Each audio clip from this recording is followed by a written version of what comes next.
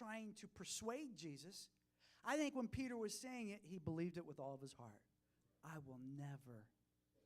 And he finds himself listening to a rooster crow, that God will anoint a rooster's crow. He's listening to that and reminding of the word that Jesus gave he was going to deny him 3 times. And he goes to weep bitterly in his own failings. So not only did he see the one he's been following, his Messiah, die, be crucified, but then he actually failed in the process. I don't get a chance to do a do-over. It's over and it's gone. One of the Gospels actually shares that when he denies that last time, that Jesus looked at him. Oh my gosh.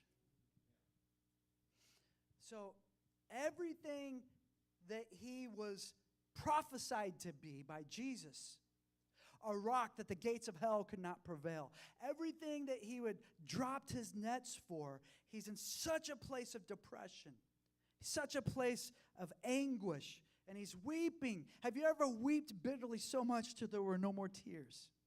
He's at this place of weeping, and then he talks to the guys around, and he says this in John 21, I'm going to fishing. I had dropped my nets to follow Jesus, and now I'm going back to what I was called out from. And because he was a leader, they're like, okay, we're going with you.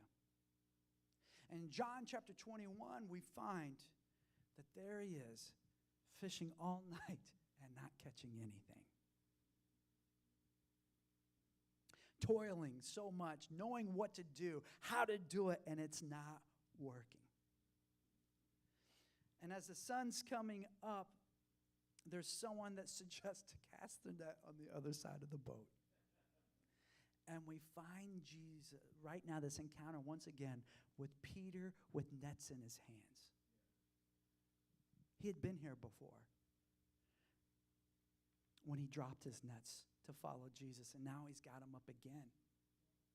So when he finds out, when John recognizes his voice by "It is the Lord," oh, Peter did not wait to row to shore. He did not wait. He jumps into the water to get as fast as he can to where Jesus is. To the moment that I have an opportunity to see you again. Listen to mercy in his voice that doesn't cause Peter to want to swim away or hide, but run to him. Not because he had been good or had been right, not because he had been a rock, but he had been everything Jesus said he wasn't going to be. Peter didn't need upgraded nets. He didn't need to wait for the barometric pressure to change for him to catch some fish. He was needing the instruction of the Lord. And Jesus blessed him so gloriously, even in his disobedience. He's not even supposed to be there. And Jesus shows up where he's not supposed to be and gives him another abounding catch that they couldn't even pull in. Peter, is this really what you want? There you go. You got. Is that really what you want, Peter? But that's not what Peter wanted. I don't think he really cared about fish. Whether he's just trying to clear his head or he's bored, anxious, don't want to sit around and do nothing. I mean, I can think of a lot of reasons why he would have been there. But he didn't want another fish. He wanted Jesus.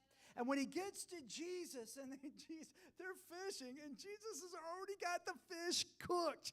Come on, Jesus is awesome. It's just incredible. I love fish. Imagine what the meal that Jesus cooks. I mean, it's already said in Psalms 23, he prepares a table before us in the presence of our enemies. Oh, taste and see that the Lord is good. In the midst of troubled waters, guess who's right there? And if you want to, he'll let you get out of the boat and walk with him. Guess who's there in the midst of all night tearing with nothing to show for it? And there's one standing on the shore bidding you and I to get back to the place we're supposed to be, of being a rock and not a reed. So the prophetic voice of God speaks to the king and a shepherd boy David, to the apostle Peter and a wavering fisherman moment. Peter wasn't a rock, and he still had reed moments. Listen to me this morning, because our identity is not formed by our mistakes. You are who He's called you to be. You are a son and daughter of the Most High God.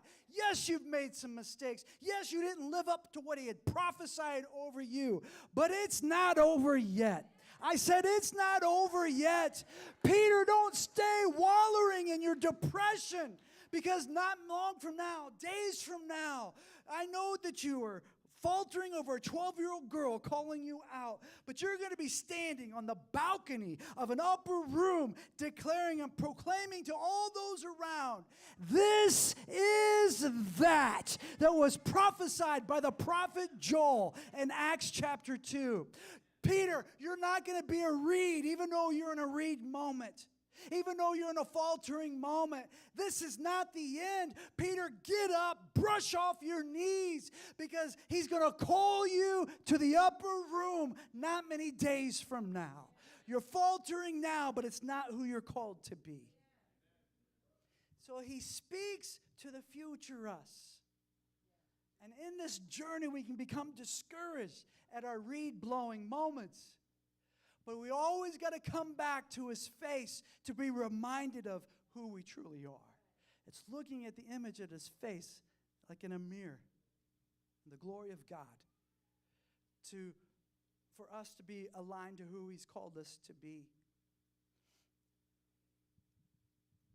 And I talked about doors slammed, that the word was given for me. I could go. I talked briefly, I think, of Benny Hinn and seeing the crusades of people coming out of wheelchairs. If I had time, incredible things. The glory of God in those crusades. Even though they weren't my favorite songs, the glory of God was amazing. 20,000 people worshiping God with all of their heart. People coming out of wheelchairs, being healed from cancer, being healed from sickness and disease. The glory of God was incredible. There was a time when Benny's Ministries asked for me to come on staff.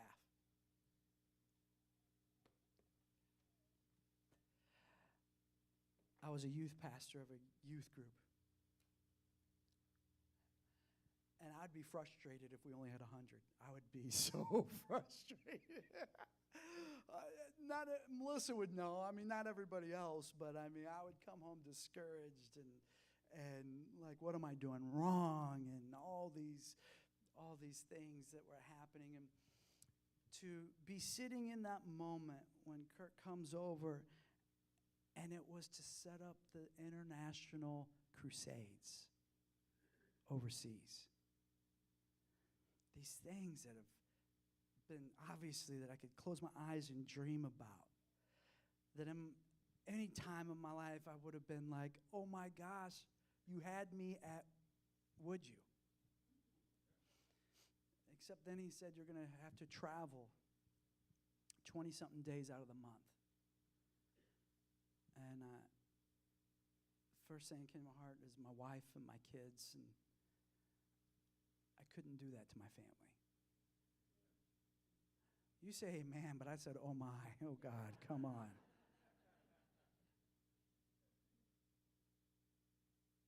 I couldn't do that to my family.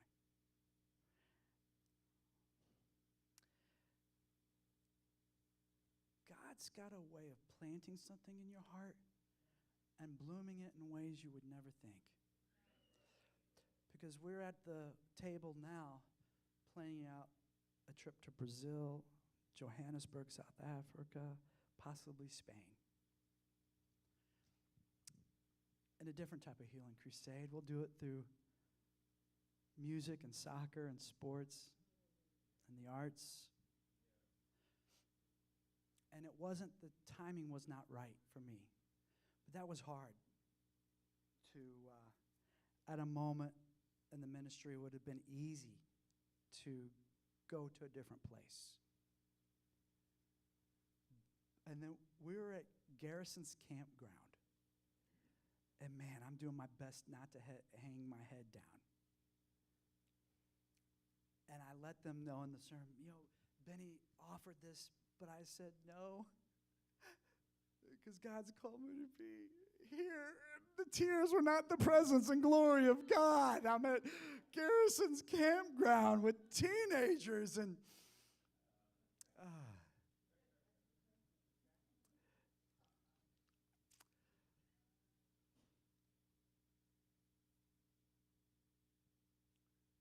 when he speaks to you, I love, President Obama actually quoted Kim Clement, which was crazy. He never would have.